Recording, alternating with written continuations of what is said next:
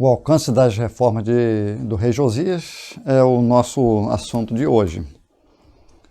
E antes de entrar no assunto, eu quero ler 2 Reis 22, versos 1 e 2, e também o capítulo 23, verso 25. O 22, 1 e 2 fala sobre o começo do reinado do rei Josias, que fala que Josias tinha 8 anos quando começou a reinar, e reinou 31 anos em Jerusalém. Sua mãe se chamava Gedida, filha de Adaías de Boscate.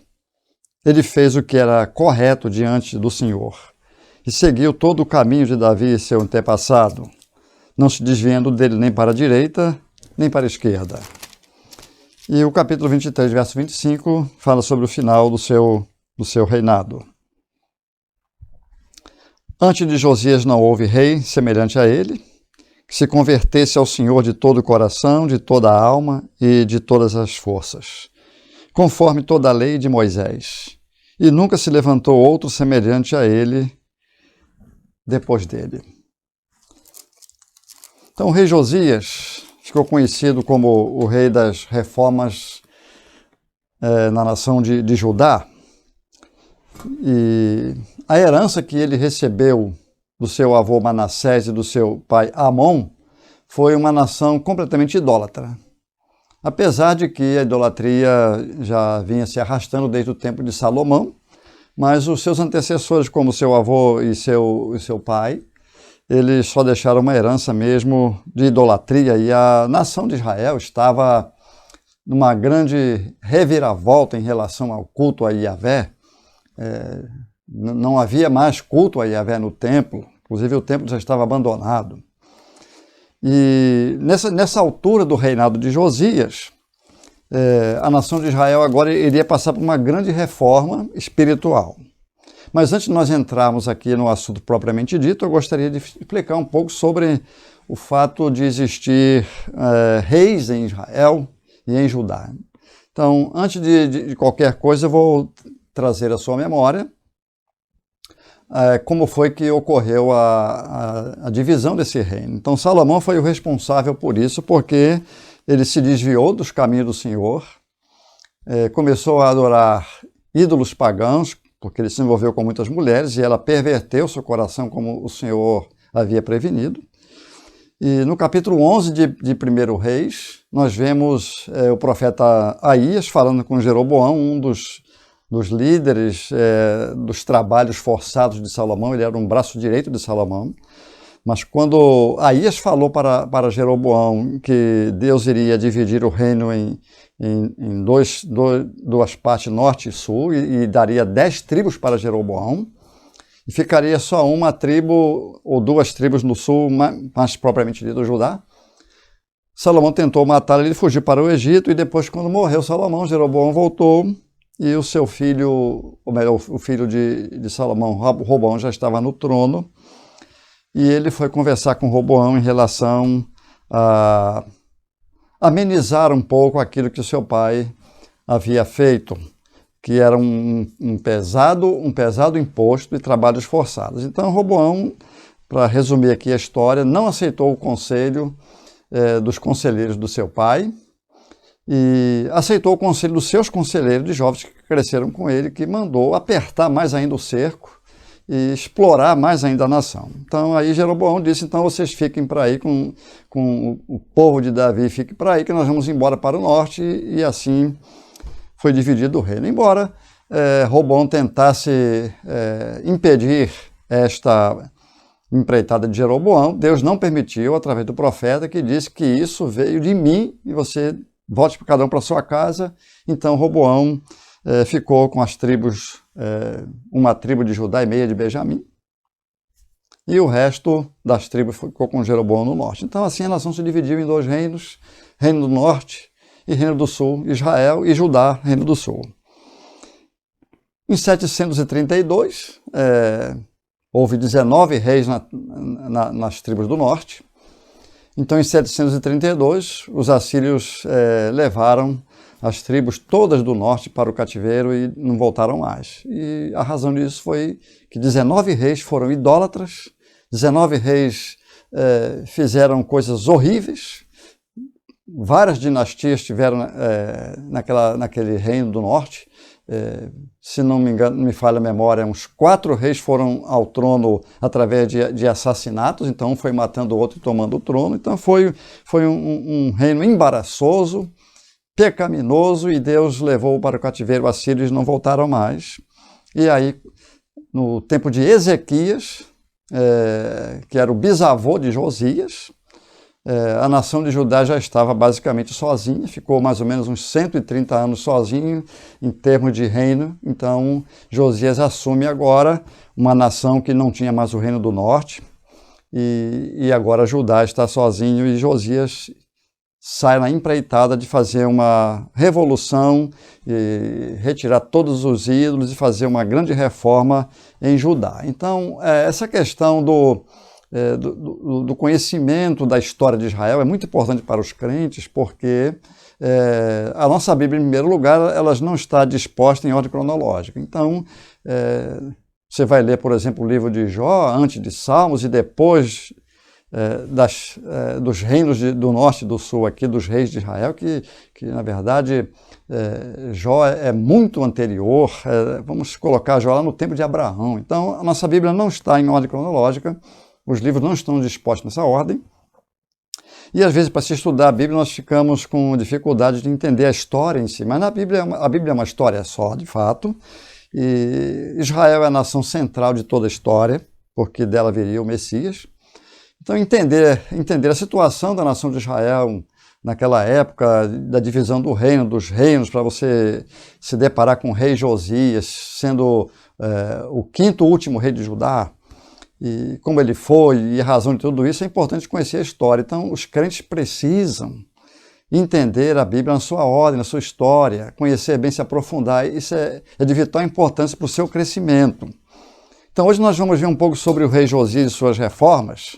E o cativeiro de Judá estava já determinado também. 130 anos mais ou menos depois, a Babilônia levou, em 586, a tribo de Judá para o cativeiro babilônico, e lá ficou 70 anos. Mas Josias estava aqui num período crítico da nação, onde Deus já tinha determinado o cativeiro de Judá também, porque entre reis bons e maus, que a maioria dos reis de Judá, que foram 19, com mais uma rainha que usurpou o trono, depois foi assassinada, por ordem de Deus mesmo, foi apedrejada. Nós temos aqui o rei Josias tentando fazer uma reforma e abolir com a idolatria. E Deus já havia determinado que haveria isso por causa da maldade dos perversos reis de Judá, que, na verdade, a nação de Judá também não se afastou da idolatria. O seu bisavô Ezequias foi um bom rei. Antes dele teve o rei Josafá, teve o rei Uzias, reis bons em Israel, em Judá, melhor dizendo, que foram dando uma amenizada na idolatria. Mas Deus já tinha determinado, porque ele sabia que isso não ia mudar. Mas Deus, ele promete aqui para Josias que nos seus dias ele não faria isso. Ele faria depois que Josias morresse. Então nós temos uns textos aqui, capítulo 22 de 2 Reis, versos 18 a 20, que fala a razão por que Deus não iria levar Judá ao cativeiro no tempo do rei Josias. Então eu vou ler aqui o verso 18, 19 e o verso 20 de 2 Reis 22, que diz assim: Assim direis ao rei de Judá. Essa aqui é a profetisa Uda, que manda a profecia para Josias, e ela diz assim: Assim direis ao rei de Judá, que os enviou para consultar o Senhor. Assim diz o Senhor, o Deus de Israel, quanto às palavras que ouviste. Porque teu coração se moveu e te humilhaste diante do Senhor quando ouviste o que falei contra este lugar e seus moradores, isto é, que se transformariam em devastação e maldição, e rasgaste as vestes e choraste diante de mim, também eu te ouvi, diz o Senhor. Por isso, eu te recolherei a teus pais e serás recolhido em paz à tua sepultura, e os teus olhos não verão todo o castigo que enviarei sobre este lugar. Então eles voltaram, levando a resposta ao rei. Está claro aqui para nós que Deus prorrogou o cativeiro de Judá por causa da atitude humilde do rei Josias, por ter se humilhado diante de Deus e não ter sido como seus antecessores idólatras. Então, Deus prorrogou por causa de Josias, diz o texto aqui, Deus, eu não vou fazer esse mal enquanto você estiver vivo. Então nós vamos ver um pouco hoje aqui sobre as reformas de Josias na nação de Judá, que chegou até as tribos do norte, que já estava já desocupada, né? Mas ele estendeu as suas reformas até Siquém, até Samaria. No 12º ano do seu reinado, Josias agora tinha 20 anos de idade, porque ele assumiu o trono com 8 anos. Então, agora Josias, nessa altura, ele tinha 20 anos e ele começou a remover o culto idólatra de toda a nação de Judá. Isso está em 2 Crônicas, que eu vou ler também aqui, 3 versículos para nós aqui entendemos um pouco a situação da nação de Judá naquela época. Então, 2 Crônicas 34, versos 3 até o verso 5, diz assim: No 8º ano do seu reinado, sendo ainda jovem, começou a buscar o Deus de seu antepassado Davi. E no 12º ano começou a purificar Judá e Jerusalém dos altares, das colinas, dos postes ídolos e das imagens esculpidas. Os altares dos Baalins foram destruídos na presença dele, e ele destruiu os altares de incenso que estavam acima deles. Quebrou e reduziu a pó os postes ídolos e as imagens esculpidas de fundição. E aspergiu-os sobre as sepulturas dos que lhes tinham sacrificado. Ele queimou os ossos dos sacerdotes sobre os seus altares e purificou Judá e Jerusalém. Então, com 20 anos de idade, Josias começou a fazer a reforma do culto a Baal e todos os deuses cananeus que Israel já vinha praticando há décadas, há muitos anos, envolvidos em idolatria de toda espécie, e já tinham abandonado o culto a Yahvé há muito tempo. Então isso, o templo, por exemplo, que Salomão construiu, que poucos reis usaram ali num período bom da nação de Judá, o templo estava abandonado, ele precisava passar por uma reforma. Então foi isso que Josias fez no seu 18º ano de reinado, 6 anos após ele ter começado a remover a idolatria de toda a nação de Israel. Então, com 26 anos, ele começou a reformar o templo, e eu vou ler aqui 2 versículos do capítulo 22 de Reis, que fala sobre essa reforma que ele começou a fazer no templo do Senhor, no templo de Salomão. Aqui nos versos 5 e 6 do capítulo 22 diz: E que só entregue na mão dos mestres de obras que estão encarregados do templo do Senhor, e que estes a deem aos que fazem a obra, aos que estão no templo do Senhor, para consertar os estragos do templo. Está falando aqui sobre os recursos financeiros para serem entregues aos responsáveis. Aos carpinteiros, aos construtores e pedreiros, e que comprem madeira e pedras lavradas para consertar o templo. Então aqui, consertar os estragos e consertar o templo. Então, Josias estava com a sua mente voltada para a recuperação do culto a Yahvé, sem nenhum resquício, sem nenhum envolvimento com o ídolo algum. Então, como nós lemos aqui no versículo de número 25, antes de Josias não houve rei semelhante a ele, que se convertesse ao Senhor de todo o seu coração, de toda a sua alma, de todo o seu entendimento. Por isso que ele estava fazendo uma grande reforma, tentando trazer a nação de Israel de volta aos caminhos do Senhor. E eu imagino, você pode imaginar, que foi um trabalho muito difícil mesmo, há longas datas a nação de Judá, contaminada pelos ídolos como a nação do norte de Israel. Era muito difícil esse trabalho que ele iria enfrentar aqui de restauração do culto a Yahvé. E nessas reformas do templo aqui que ele empreendeu, Ilquias, o sumo sacerdote, achou o livro da lei de Moisés. Eles estavam trabalhando ali no templo, então ele vai e acha o livro da lei de Moisés, conforme diz aqui no capítulo 22.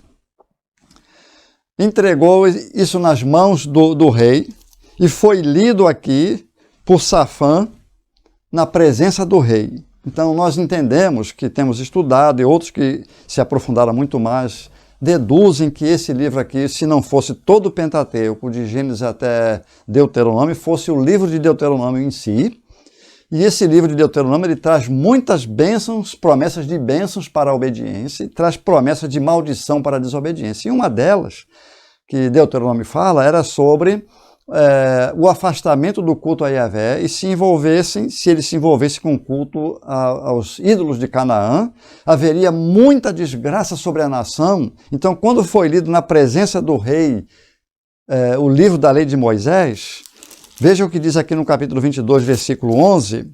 Quando o rei ouviu a leitura do livro da lei, rasgou as suas vestes.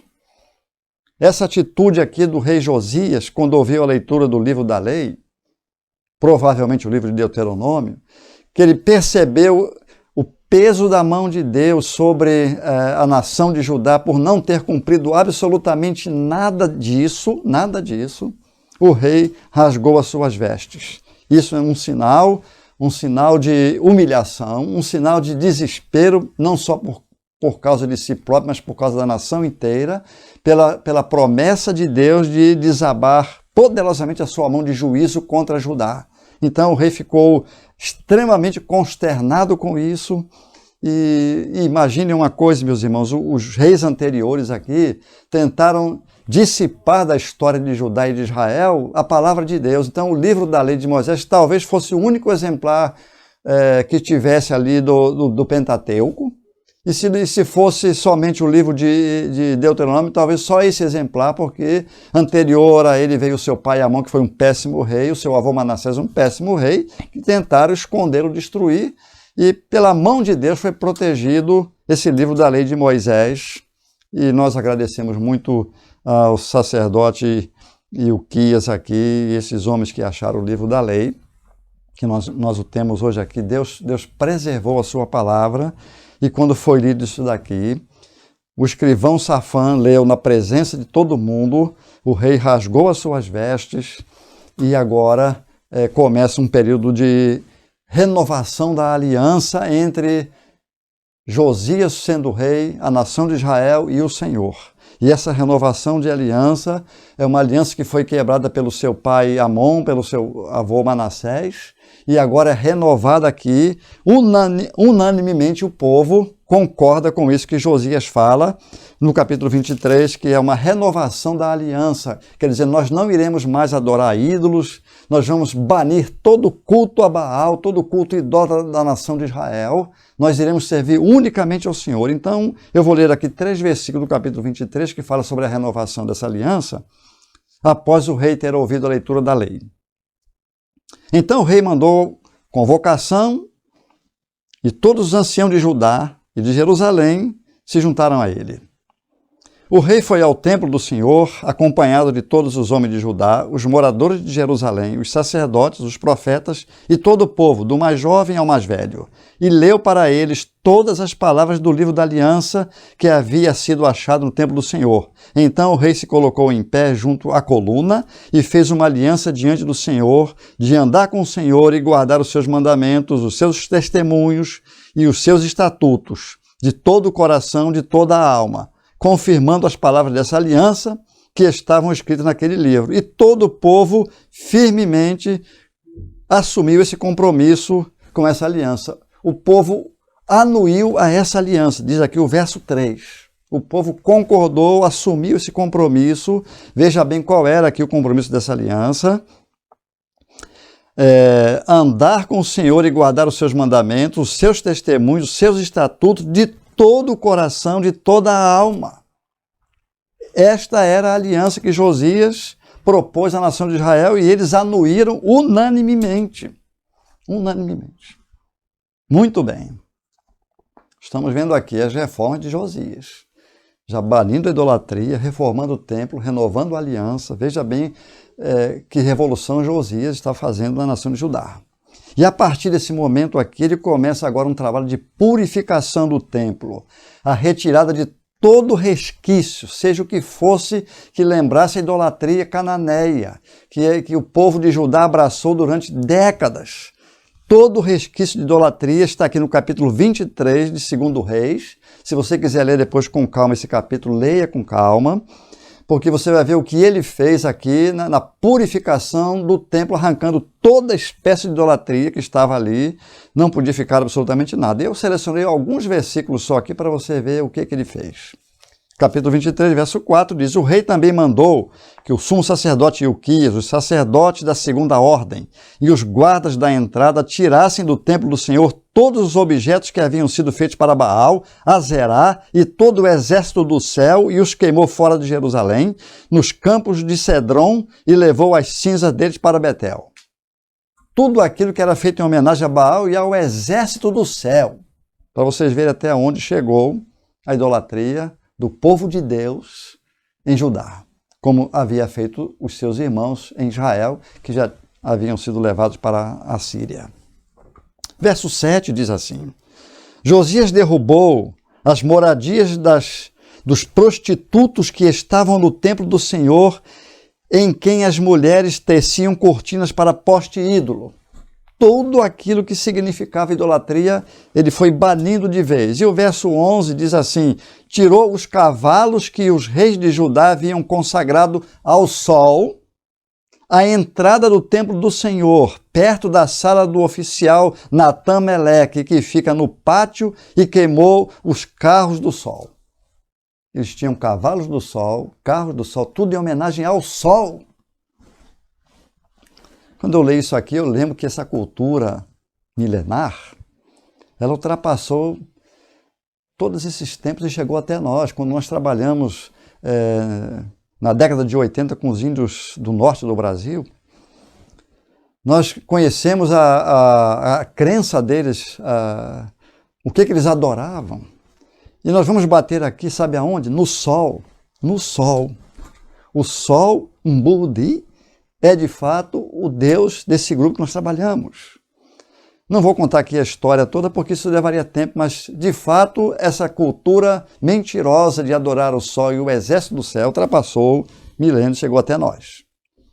E Josias não parou só em Judá, não. Aqui nós estamos falando de Judá, Jerusalém e arredores. Agora ele foi a Betel, no norte, onde Jeroboão havia levantado um altar em Betel para impedir que o povo do norte viesse adorar no templo de Salomão. Então ele levanta lá um altar em Betel e outro em Dan, mais no norte ainda, colocando bezerros lá de ouro para que o povo adorasse o bezerro e não viesse adorar o Deus, e assim corria o risco do povo se voltar para Judá e ele perderia assim a sua autoridade como rei. Então aqui no capítulo 23, verso 15, Josias foi até lá no norte, em Betel, e diz o seguinte: Josias também derrubou o altar que ficava em Betel e o altar feito por Jeroboão, filho de Nebate, que havia levado Israel a pecar. Ele queimou o altar, reduzindo a pó, e queimou o poste ídolo. Agora, vamos entender uma coisa. No capítulo 13 de 1 Reis, quando Jeroboão, há uns 300 anos atrás, fez isso aqui, levantou esse altar, veio uma profecia pelo profeta, mandada por Deus, para que falasse a seguinte palavra para Jeroboão, quando ele estava levantando esse altar e oferecendo já ali sacrifício. Capítulo 13, verso 1 e verso 2. Nós estamos voltando aqui 300 anos da história, quando tinha acabado de dividir os dois reinos, era Roboão, rei do sul, e Jeroboão, rei do norte. Por ordem do Senhor veio um homem de Deus de Judá a Betel, e Jeroboão estava junto ao altar para queimar incenso. O homem clamou contra o altar por ordem do Senhor e disse: altar, altar, assim diz o Senhor, um filho nascerá na dinastia de Davi, cujo nome será Josias. Ele sacrificará sobre ti os sacerdotes dos altos, que sobre ti queimam incenso, e ossos de homens se queimarão sobre ti.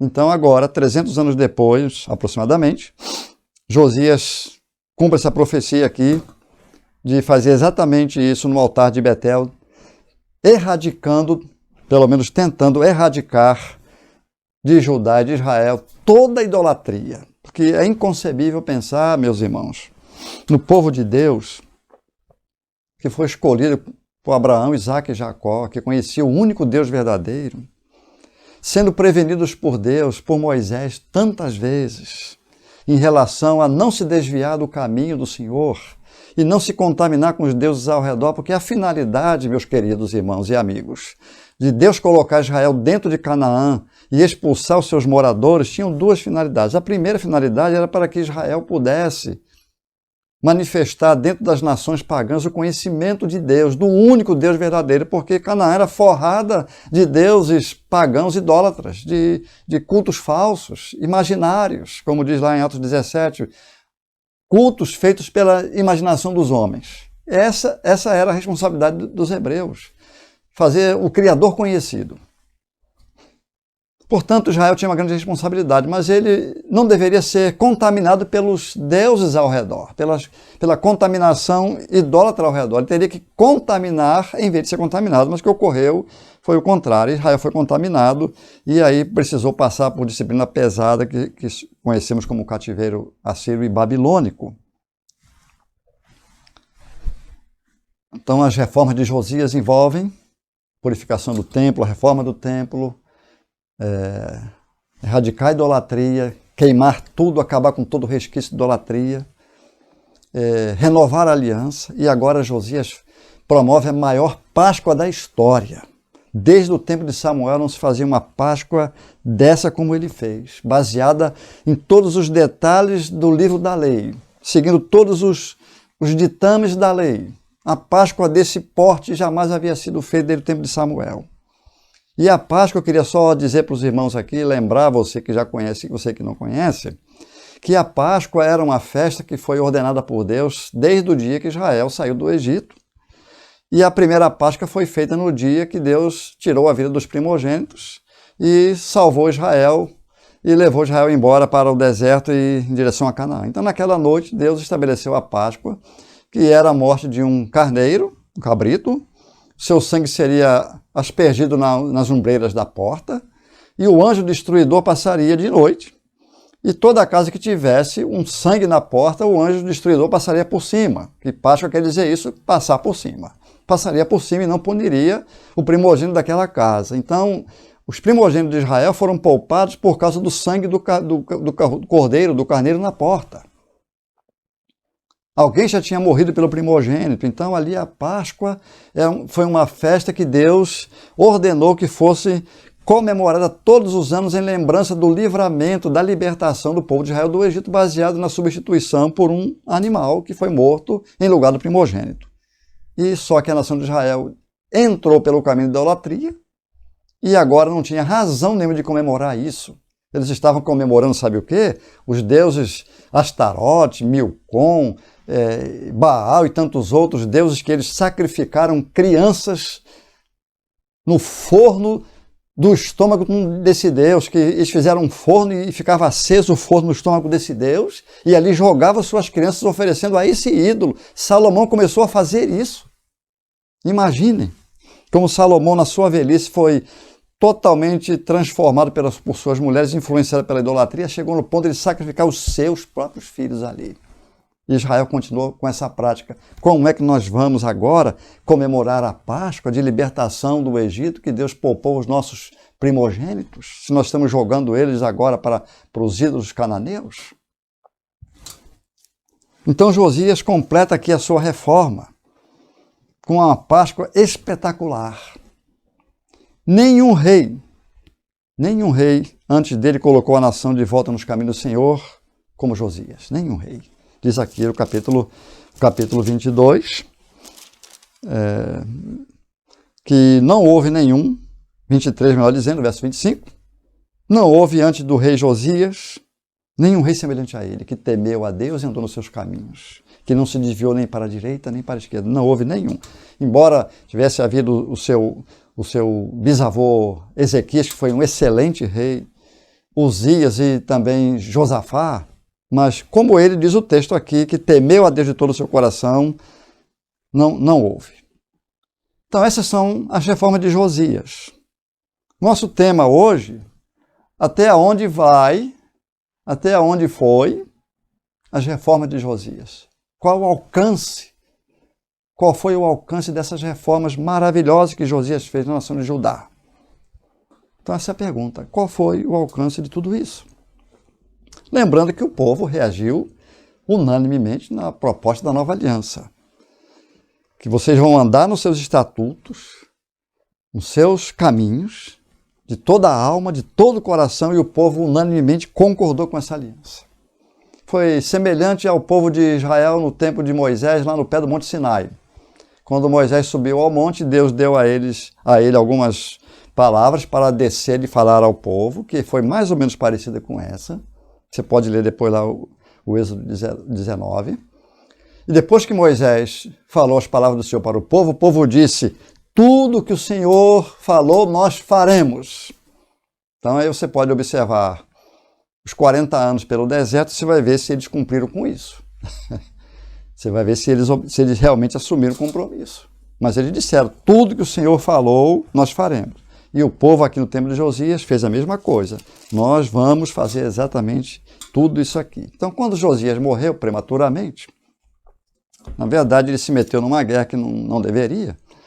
Então Neco, faraó do Egito, o matou, então ele morreu. 31 anos de reinado. Só que depois de Josias vem a dinastia, foi uma única dinastia de Roboão, de Davi, né? Porque o descendente, o Messias, viria da dinastia de Davi, então todos os reis são da dinastia de Davi única. Os últimos 4 reis foram seus 3 filhos e um neto.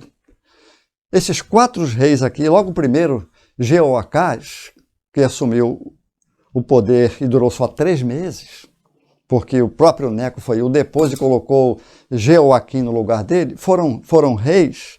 Você pode perceber a história que foram só 3 meses de Jeoacás, que bastou para Deus dizer que ele fez o que era mal perante o Senhor, como seus antepassados fizeram. Em 3 meses ele fez uma destruição tão grande que ficou revelado claramente que as reformas de Josias não atingiram o coração do povo. Não atingiram, as reformas não atingiram. Não houve mudança. Não houve mudança, porque assim que Josias morreu, e em 3 meses eles voltam à idolatria. O profeta Jeremias profetizou nessa época, no 13º ano do reinado de Josias. Jeremias começou a profetizar, e ele fala lá no capítulo 25 de Jeremias, que desde o 13º ano de Josias até hoje, no tempo de Jeoaquim, já tinha mais ou menos, que ele fala lá, 23 anos, eu venho falando essas coisas para vocês, ou seja, apartem-se da idolatria, e vocês não quiseram ouvir. Então Jeremias profetizou e não houve mudança no coração desse povo. Você pode ver, as profecias de Jeremias foram condenatórias, tinha promessa de restauração, mas o povo realmente não quis saber. Então, quando Josias morreu, o povo volta à idolatria, porque a reforma espiritual de Josias não atingiu o coração do povo de Judá. Então, o que aconteceu com o povo no tempo do rei Josias, acontece também nos dias de hoje. Muito do que se ouve não chega ao coração e não há mudança. Tudo que as pessoas ouvem, na maioria dos casos, não há mudança, não chega no coração. Não chega. Você pode perguntar para qualquer pessoa, não vou dizer que são todas, mas muitas pessoas assistem pregações, estudos, e muitas dessas pessoas elas saem dizendo: olha, foi muito bom, uma grande bênção. E aí você pergunta: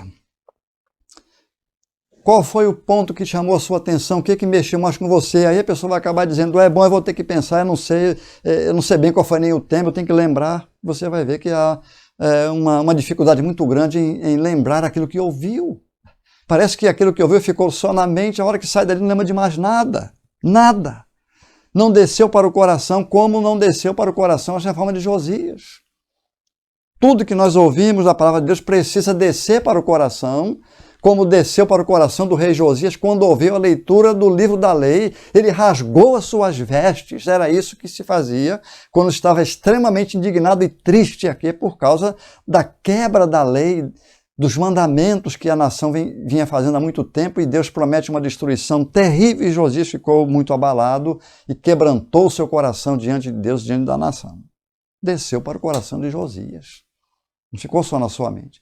O que ele queria, que as verdades e tudo aquilo que ele fez atingisse o coração do povo e eles mudassem de comportamento. Mas foi só no tempo da sua vida. A hora que ele morreu, volta a tudo, estaca zero. A gente lembra lá do tempo do juízo, que era a mesma coisa. Isso aí, um tempo de 300 anos dos juízes, Foi a duração desse período, mais ou menos. O povo vivia oprimido pelos seus inimigos ao redor, em Canaã, isso depois da morte de Josué, por causa da idolatria, de terem se afastado de Deus já naquela época, logo depois da morte de Josué. E Deus mandava opressores para oprimir os 10, 20 anos, e era um sofrimento horroroso. Pesava a mão poderosamente sobre eles. E aí o povo apelava para as misericórdias de Deus, pedia socorro, e Deus levantava um juiz, que assim socorria o povo. Mas quando esse juiz morria, diz o texto, voltava a nação de Israel de novo para a idolatria. Isso ficou um ciclo vicioso durante quase 300 anos e nunca mais parou, na verdade. Nunca mais parou.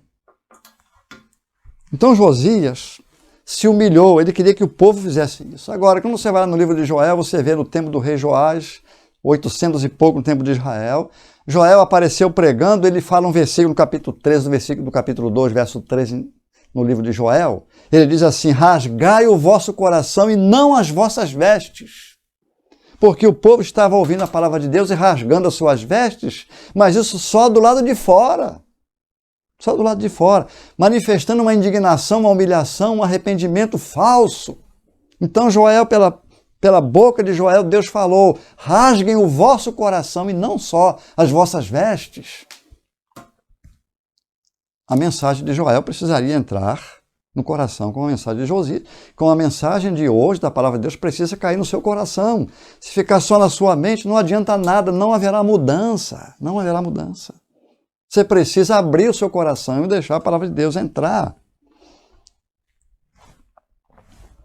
Isso aconteceu com o povo de Judá no tempo de Josias, não caiu no coração, e não tem como não lembrar da parábola do semeador aqui, quando eu lembro da palavra cair no coração. E eu vou terminar aqui a minha mensagem de hoje pensando na parábola do semeador, que Jesus conta para os discípulos aqui, para o povo, e ele fala aqui no versículo 3 do capítulo 13, o semeador saiu a semear. Quando semeava, uma parte das sementes caiu à beira do caminho e as aves vieram e a comeram. Outra parte caiu em solo pedregoso, onde não havia muita terra, e logo brotou, pois a terra não era profunda. Mas saiu o sol e a queimou, e como não tinha raiz, secou. Outra parte caiu entre espinhos, os quais a sufocaram quando cresceram. Mas a outra parte caiu em terra boa e deu fruto. Um grão produziu outros 100, outro produziu 60 e outro 30. Quem tem ouvidos, ouça. Os discípulos ouviram e não entenderam. Foi como aqui na beira do caminho. Mas esses discípulos queriam aprender. Aí está a grande diferença entre a pessoa que ouve e fica somente na cabeça, e aí, daí não passa. Como no tempo de Josias, as pessoas estavam ouvindo e vendo toda aquela reforma, mas eu digo para vocês que eles não estavam nem interessados naquilo. Eles estavam participando e submissos ao rei Josias porque ele era uma autoridade. E a autoridade do rei, você pode observar no livro de Provérbios, o rei tinha muita autoridade. Tem muitos versículos no Provérbios que falam sobre a palavra do rei ser muito, muito veemente e forte. Então o rei tinha autoridade para matar e salvar. Então o povo estava submisso a Josias porque ele era o rei. Mas na verdade estava caindo tudo à beira do caminho. Não estavam entendendo nada e nem queriam entender. Então os discípulos não entenderam, mas a diferença está no fato deles, eles queriam aprender, eles queriam entender. E a reação imediata de quem quer aprender é perguntar. Perguntar. Então aqui os discípulos chegaram lá e perguntaram para Jesus sobre a parábola. Então ele diz: compreendei, pois, a parábola do semeador. Todo que ouve a palavra do reino e não a entende, vem o maligno e tira o que lhe foi semeado no coração. Esse é o que foi semeado à beira do caminho. Quer dizer, não entendeu nada, o diabo ele rapidamente tira, porque ele sabe que a pessoa não estava nem aí com o que estava ouvindo, preocupada com nada disso. Então o diabo tira logo. O que foi semeado em solo pedregoso, esse é o que ouve a palavra e a recebe imediatamente com alegria. Achei uma maravilha a mensagem. Eu gostei demais. Que coisa boa! mas não tem raiz em si mesmo, diz Jesus aqui, dura pouco. Dura pouco. Aí você vai lá, você sai do culto, lá na hora que você pega o carro, pega o ônibus ou vai a pé para casa, você não lembra quase nada do que você ouviu no culto há meia hora atrás. Não dura nada, dura pouco. Quando vem a tribulação, a perseguição por causa da palavra, aí logo tropeça, diz aqui Jesus na explicação. Caiu no meio de pedra, dura nada. O que foi semeado entre os espinhos, esse é o que ouve a palavra, mas as preocupações do mundo e a sedução da riqueza sufocam a palavra e ela não produz nada. Então, ele ouviu, acolheu, mas a atitude do coração não é a correta. Não é a correta, porque a hora que ele lembra das coisas do mundo e a hora que as coisas do mundo se deparam diante dele, ele abraça. Não produz absolutamente nada. Então, essas três ilustrações aqui que representam a atitude que as pessoas têm em relação a ouvir a palavra, é a mesma coisa que nada. Mas o que foi semeado em boa terra, esse é o que ouve a palavra e a entende e dá fruto. Então, para você dar fruto, você tem que entender. Se você entender errado, você não dá fruto. Não, nem podre você vai dar, nem fruto podre. Se você não entendeu a palavra, você vai continuar praticando obras da carne. Mas não vai dar fruto nenhum, de espécie nenhuma. Esse dá fruto. E produz, como diz aqui, 100, outro 60 e outro 30. Ainda vai produzir resultados, não só de salvação de outras pessoas, mas ele vai produzir também frutos na sua própria vida como crescimento e provas do seu entendimento daquilo que ele diz que crê. A palavra tem que descer para o coração. Não adianta ficar só na mente, porque não vai adiantar de nada. Nada. Ela precisa quebrantar o seu coração como quebrantou o coração do rei Josias. E fora Josias, outros exemplos na Bíblia de quebrantamento, você vê o rei Davi, você vê Jonas. Poderíamos dar vários exemplos de pessoas que se quebrantaram diante de Deus verdadeiramente. Se não descer para o seu coração, você vai ser mais uma nação de Judá, que a hora que surgir uma tentação para algo oposto à palavra de Deus, você vai acabar abraçando. Ela precisa descer para o seu coração e fazer mudanças. Mudanças. Essa é a palavra de Deus para você nesse domingo. Deus te ajude a compreender aquilo que você ouviu. Abraçar pela fé de fato e pôr em prática a palavra de Deus, porque agora você é responsável como eu de praticar aquilo que nós temos aprendido. Até onde essa mensagem que você ouviu hoje alcançou você. Você precisa fazer um exame no seu coração para poder descobrir isso e pedir a Deus. Oro por você. Eu oro por você para que Deus te ajude a aplicar tudo isso que você ouviu na sua vida. Deus tenha misericórdia de todos nós, nos abençoe. Amém.